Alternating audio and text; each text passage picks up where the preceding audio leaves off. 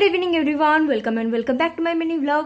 আজ হচ্ছে ডলি দিদি বেশ সন্ধ্যাবেলা, এখন আমি রেডি হতে বসবো। সেই জন্য আমি মুখে আগে না সকালের দিকে যেহেতু মেকআপ ফেকআপ করেছি, প্রচুর হলুদ খেলেছি, তো যেগুলো ব্লগ অলরেডি তোমরা দেখে নিয়েছো। তো সেই জন্য স্কিনটা ভীষণ ড্রাই হয়ে গেছিলো, আমি ফেস ওয়াশ করেছিলাম, তো সেই জন্য আমি না একদম পুরো ভর্তি ভর্তি তেল লাগিয়ে রেখেছি। জাস্ট এটাকে ক্লিন করবো, দেন তারপরে আমি আমার মেকআপ শুরু করব। আর হেয়ারস্টাইল আমি একবার করার চেষ্টা করলাম। এখন মোটামুটি বাজতে যাচ্ছে 8টার কাছাকাছি, এখন আমি কিচ্ছু রেডি হইনি, কিচ্ছু না।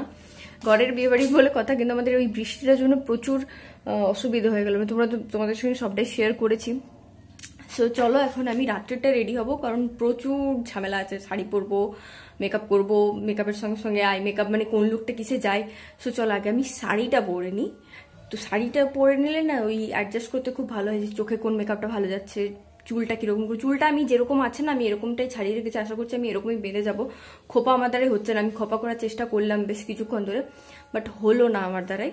তো আমি এখন ঠিক করেছি যে আমি এরকমই বেঁধে চলে যাবো, কারণ আর হচ্ছে না আমার দ্বারাই, কিছু বিরক্ত লেগে যাচ্ছে এবারে আমার। তো চলো আমি শাড়িটা পরে আসছি, দিন তোমাদের সঙ্গে দেখা করছি, সঙ্গে থেকো।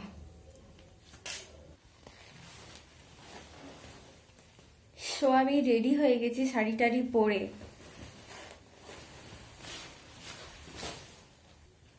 তো শাড়ির লুকটা তো এখানে দেখতে পারবে না, আমি ওখানে যাই রেডি হয়ে, তখন গিয়ে শেয়ার করব। আর তারই মাঝে শাড়ি পরতে পরতে আমি এই ময়শ্চারাইজারটা লাগিয়ে নিয়েছিলাম। এই যে এইবারে আছে প্রাইমার আর হচ্ছে ফাউন্ডেশন। চলো শুরু করি। খুব কনফিডেন্ট নিয়ে আমি আমার ফোনের ক্যামেরাটা অন করেছিলাম, যাতে তোমাদের সঙ্গে মেকআপের প্রত্যেকটা স্টেপ শেয়ার করতে পারি রাত্রেবেলার। কিন্তু আমি পুরোটা পারিনি, কারণ আমাদের রেডি হতে হতে অনেকটা টাইম হয়ে গেছিলো, আর একসঙ্গে মা, দাদা, আমি রেডি হচ্ছিলাম। তাই ক্যামেরায় বারবার ওরাও চলে আসছিলো, আর তাড়াতাড়ি রেডি হওয়ারও ব্যাপার ছিল, কারণ অলরেডি 9টার মতো বাজছে, বাড়ির বিয়েবাড়ি তাড়াতাড়ি যেতেও হবে। তো আমার শাড়িটা যেহেতু ছিল বাটল গ্রিন এবং রেড, তাই আমি ঠিক করেছিলাম এই শাড়িটার কম্বিনেশনে ব্রাউন আইস খুব ভালো যাবে, তাই আমি সেরকমই করেছিলাম। আর আউটার কর্নারে ব্ল্যাক কালার দিয়ে স্মোকি করেছিলাম, মানে একটা ডেপথ ক্রিয়েট করেছিলাম, আর মাঝখানে একটা পার্পল কালারের গ্লিটার দিয়েছিলাম। তো পুরো মেকআপটাই আমি নিজে বাড়িতে করেছি, কেমন হচ্ছে আগে গিয়ে সেটা শেয়ার করছি। তো এখন পুরো রেডি হয়ে চলে এসেছি লজে। আমার বাড়ি থেকে অনেকটা কাছেই ছিল লজ, হাঁটা পথ, তাও অনেকটা রাত্রি হয়ে গেছে, কারণ আমাদের সকালবেলায় যাওয়াটা অনেক দেরি হয়ে গেছিলো। আর এখন প্রত্যেকটা বিয়েবাড়িতে এরকম একটা সুন্দর হোল্ডিং করছে। আর এখানে তো দিদিরা প্রি ওয়েডিং শ্যুট করতে গেছিলো, তার একটা সুন্দর ছবি দিয়েছে, খুব সুন্দর লাগছে ওদেরকে। আর এখানে অ্যাকচুয়ালি বসেছিল বর, তো আর এখানে এই জন্য লাইটটা কম আছে, কিন্তু আমি ভাবলাম ওপরে গিয়ে সুযোগ হবে না হবে, আমার পুরো লুকটা আমি আগে এখানে শেয়ার করে দিই। তাই এখানে মাকে ধরিয়ে দিয়েছিলাম, আমি ক্যামেরাটা একটু শেয়ার করে দিলাম, পুরো লুকটা আমার দেখে নাও। আর আমি আগে গিয়ে প্রথমে বলেছিলাম যে আমি চুলটা খোলা রাখবো, কিন্তু আগে গিয়ে আমি খোপা করতে পেরেছিলাম, তাই খোপা করে নিয়েছি। তারপরে দিদির সঙ্গে দেখা করবার জন্য উপরে এলাম, কিন্তু দিদি তো পুরো ব্যস্ত হয়ে গেছে এখন ভিডিওগ্রাফি করার জন্য। দিদিকে একদমই দিদির সঙ্গে কথা বলার সুযোগ হলো না, ছবি তোলার সুযোগ হলো না। তাই ভাবলাম যে দিদি যেখানে বসেছে ঠিক তার অপোজিটে করেছিল হচ্ছে স্টল। তো স্টলে খাবারগুলো খেয়ে আসা যাক। তো স্টলে ছিল হচ্ছে কফি আর হচ্ছে চিকেন পকোড়া। চিকেন পকোড়াগুলো খুব সুন্দর খেতে হয়েছিল, ঝাল ঝাল আর বেশ সফট। আর চিকেন পকোড়া খেতে খেতে তার কিছুক্ষণের মধ্যেই চলে এসেছিলো জামাইবাবু, আর প্রচুর বাজি ফাটানো হচ্ছিল।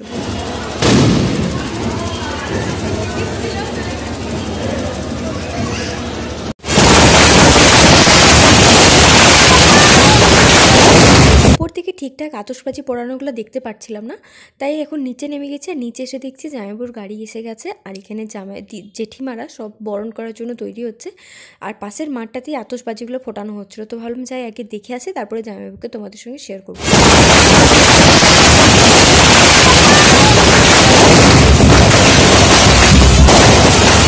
কত শখ করে গেলাম যে তোমাদের জন্য একটু ভিডিও শ্যুট করবো, আর আমিও দাঁড়িয়ে দাঁড়িয়ে দেখবো, কারণ আমার এই আতশবাজি পোড়ানো খুব ভালো লাগে দেখতে। কিন্তু এমন আগুনের ফুলকিগুলো গায়ের থেকে উঠে আসছে, আমরা সামনাসামনি যারা দাঁড়িয়েছিলাম তারা সবাই সরে গেছি, কারণ সবাই প্রত্যেকে নতুন নতুন জামা কাপড় পরে আছে। একবার যদি আগুনের ফুলকি এসে গায়ে লাগে তাহলে তো হলো একবারে। তো অন্যদিকে দেখো জেঠিমা জামাইবাবুকে বরণ করা শুরু করে দিয়েছে, আর এই লুকটা দেখার জন্য কত কত মানুষ জামাইবাবুকে ঘিরে দাঁড়িয়ে আছে, কোনো রকম সেই ঠেলামেলি করে ক্যামেরা করা। আর এই লুকটা বা এই সময়টা না প্রত্যেকটা মানুষের জীবনে ভীষণ ভীষণ ভীষণ স্পেশাল হয়। মানে জামাইবাবুকে হয়তো অন্যভাবে আমরা সবসময় দেখেছি, কিন্তু এই লুকটা তো দেখা হয়নি, ব্রাইডকেও দেখা হয়নি, গ্রুমকেও দেখা হয়। ঠেলামেলি করেও গাড়ির এপার থেকে বর দেখার কিন্তু এক্সাইটমেন্টটাই আলাদা। তো এখানে জামাইবাবুর সঙ্গে দেখা করে গেলাম দিদির সঙ্গে দেখা করতে।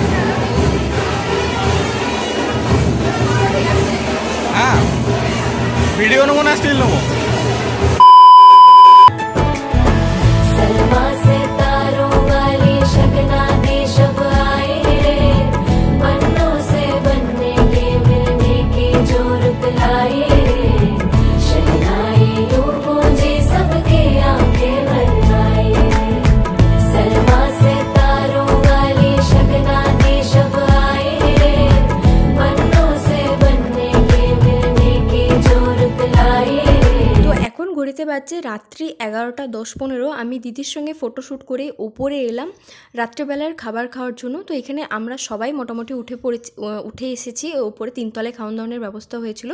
তো এখানে আমাদের এটা হচ্ছে রাশি আর সেজো কাকু, সেজো কাকিমা, ভাই সবাই দাঁড়িয়েছে, সবাই টেবিলের সামনে সামনে। ওরা উঠলেই পরের ব্যাচটায় আমরা বসবো। আর এটা হচ্ছে আমার ছোটো কাকু আর ছোটো কাকিমা, মানে রাশির বাবা মা। আর পাশেই দাঁড়িয়েছে মণিদীপা, ওর সঙ্গে আমি নাচ শিখেছি, প্লাস আমাদের স্কুলটা একসঙ্গে ছিল, বাট ওর সেকশন আলাদা ছিল। আবার কলেজেও একসঙ্গে পড়েছি, কিন্তু আমার ডিপার্টমেন্ট ওর ডিপার্টমেন্ট আলাদা ছিল, আমার পাশের ডিপার্টমেন্টটা ওর ছিল। ও তারপর নার্সিং নিয়ে পড়তে গেলো, এখনও সার্ভিসও করছে, আর আমি এখন অনার্স করছিলাম তখন। তো তারপরে ওরা খেয়ে উঠলো, তার পরের ব্যাচটাই আমরা বসেছিলাম। তো এই দেখো একটা টেবিলে আমরা বসেছিলাম, মানে সেজো কাকু সেজো কাকিমা ওদিকটায় বসেছিল, আর মা আর আমি এদিকটাতে বসেছিলাম। আর এখানে বসে প্রত্যেকটা কথাতে মায়ের সঙ্গে শুধু আমার কথা কাটাকাটি হচ্ছিলো, মানে মতের কিছুতে আর মিল হচ্ছিল না। তো এখন দেখো ক্যামেরার সামনে হাসছে, কিন্তু তখন যখন কথা কাটাকাটি হচ্ছিলো না, মানে একদম মা আমার পাশে বসতেই চাচ্ছিলো, মা অন্য টেবিলে বসেছিল, আমি জোর করে মাকে আমার টেবিলেই বসা করেছি, সেই নিয়ে আর কি বেশি করে কথা কাটাকাটি। আর এই দেখে নাও হচ্ছে আমার দিদির বিয়ের মেনু কার্ড রাত্রেবেলার। আমি আস্তে আস্তে দেখালাম, পারলে তোমরা পজ করে দেখে নিতে পারো। তারপরে শুরু হয়ে গেল রাত্রেবেলার খাওয়ান দাওয়ান। এখন দেখো মা হাসছে ক্যামেরাটা অন করেছি বলে। তো স্যালাড খাওয়ার পর এলো হচ্ছে ফিশ ফ্রাই। ফিশ ফ্রাইটা দেখে একটু অন্যরকম মনে হলো, এটা কিন্তু অরিজিনাল ভেটকি মাছ দিয়েই করা হয়েছিল। ভেটকি মাছ চেনার উপায় হচ্ছে, ভেটকি মাছ কিন্তু খুব সাদা ধপধপে হয়, তো এটাও সেই রকম।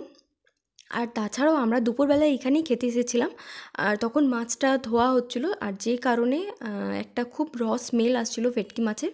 আর ওপরের কোটিংটা জেনারেলি হয় ব্রেড ক্রাম্বস দিয়ে, কিন্তু এখানে করেছিল কর্নফ্লেক্স দিয়ে, যেটা দেখেও বোঝা যাচ্ছিলো। আর আমরা সকালবেলায় যখন এসেছিলাম তখন অনেকগুলো কর্নফ্লেক্সের প্যাকেটও রাখা ছিল।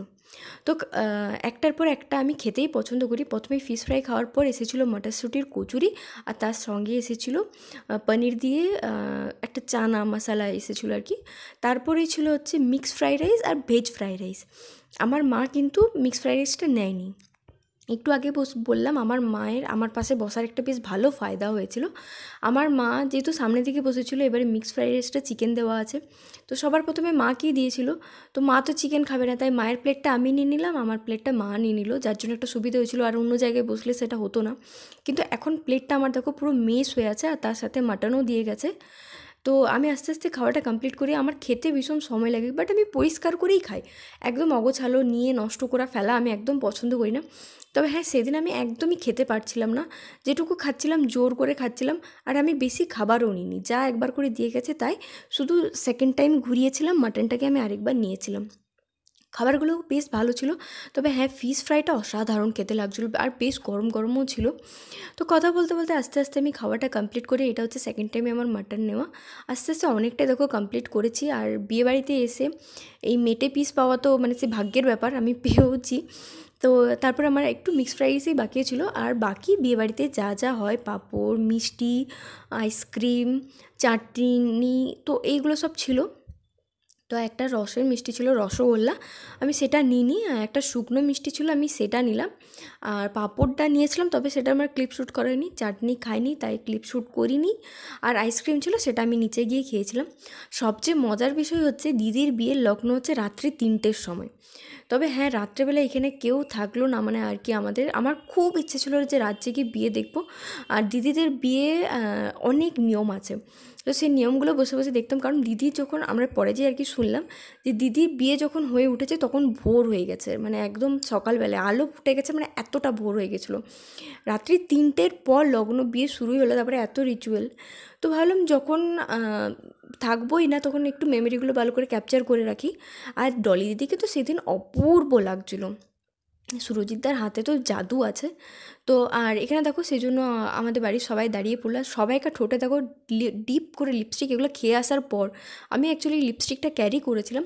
পিউ দিদির বিয়ের সময় এসে পর না, আগে খাওয়া হয়ে গেছিলো তারপরে ছবি তোলা হয়েছিলো, যেন লিপস্টিকটা উঠে গেছিলো, আর আমি লিপস্টিক ক্যারিও করিনি।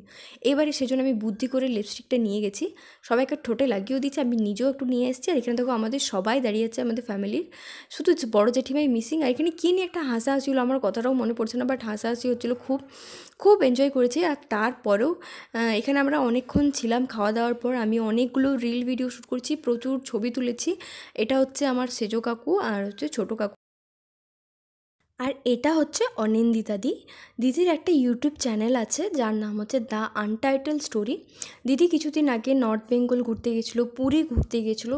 সেখানে কি থাকার ব্যবস্থা, ঘোরার সুবিধা কী বা কোন হোটেলটা ভালো, সেই নিয়ে দিদি ভিডিও বানায়। আর খুব ভালো, আশা করছি তোমাদেরও ঘুরতে যখন যাবে দিদির ভিডিও দেখে ফলো করে গেলে তোমাদেরও খুব হেল্প হবে।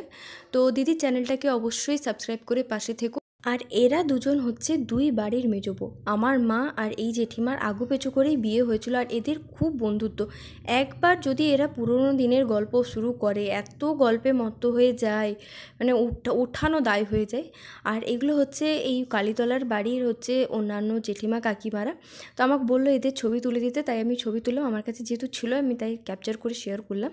আর এখন এখানে চলছে একটা কিন্তু মিশন, সেটা হচ্ছে দিদি যখন আমাদের ঘরে আইবুড়ো ভাত খেতে এসেছিলো, দিদি তখন দেখলাম নেলসগুলো খুব বড় হয়েছে, বেশ সুন্দর, কিন্তু একটা নখ ভেঙে গিয়েছে। তো সেই নখটা একটা ফলস নেলস লাগিয়েছিল, সেই নেলটাই এখন গেছে ভরে। তো সেটা এখন সবাই মিলে খোঁজাখুঁজি চলছিল। আর তারই মাঝে আমি কিন্তু একটু কফি খেয়ে নিলাম। আমরা এখানে অনেকক্ষণ ছিলাম খাওয়া দাওয়ার পর। দিদির বিয়ে যেহেতু রাত্রি 3টের পর, তাই দিদির হাতে এনাফ টাইম ছিল। আমরা প্রচুর গল্প করেছি তখন। আর মারাও অন্যান্য জেঠিমা কাকিমাদের সঙ্গে গল্প করতে ব্যস্ত হয়ে গেছে। মনেই হচ্ছিল না রাত্রি 1টা বেজে গেছে, বাড়ি ফিরতে হবে। তো এখানে রাস্তায় যখন নেমেছি বাড়ি আসার জন্য, তখন দেখছি জামাইবাবু রাস্তায় দাঁড়িয়ে, কারণ ভেতরটা নাকি প্রচণ্ড গরম করছিল। এখানে জামাইবাবুর সঙ্গে কথা বলছিলাম, প্রথমবার কথা বলছি বলে মনেই হচ্ছে না, এত পোলাইট। আর এখানে জামাইবাবু ভাবছে আমি হয়তো ছবি তুলছি, কিন্তু আমি এটা ইউটিউবের জন্য ভিডিও করছিলাম। সেটা জামাইবাবুকে বলতে জামাইবাবু মানে বেশ এক্সাইটেড হলো কথাটা শুনে।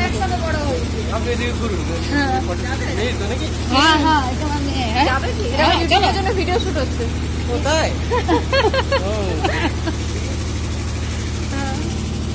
আমাদের বিয়েবাড়ির কিছু সুন্দর মুহূর্ত ক্যাপচার করে রেখেছিলাম, যেটা তোমাদের সঙ্গে শেয়ার করলাম।